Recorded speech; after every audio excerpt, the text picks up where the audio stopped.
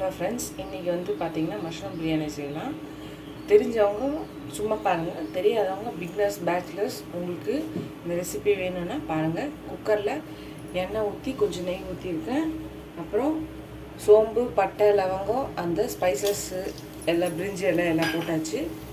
போட்டோடனே வெங்காயம், மிளகா, இஞ்சி பூண்டு பேஸ்ட் ஒரு ஸ்பூன் போட்டாச்சு. மஷ்ரூமை கழுவி கட் பண்ணி வச்சுருக்கேன், அதையும் போட்டுக்கலாம். ஒரு ஸ்பூன் சாம்பார் மிளகாய் பொடி போட்டுக்கலாம். நான் ஒரு கலருக்கு 1/4 ஸ்பூன் மஞ்சத்தூள் போடுறேன். கலர் பவுடர் வேண்டுறவங்க போட்டுக்கலாம். தேவையான உப்பு போட்டுக்கலாம்.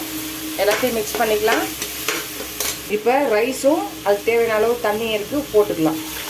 நான் 2.5 கிளாஸ் வச்சுருக்கேன், 5 கிளாஸ் தண்ணி ஊற்றிருக்கேன். ஒரு கை புதினா போட்டுக்கலாம். எல்லாத்தையும் மிக்ஸ் பண்ணி குக்கர் போட்டு கரெக்டாக 2 விசில். பாஸ்மதி ரைஸ் வைக்கிறதா இருந்தால் 1 விசில் 5 நிமிஷம் வச்சு நிறுத்தணும். பார்க்கலாம். குக்கர் மூடியாச்சு, விசில் போட்டுடலாம்.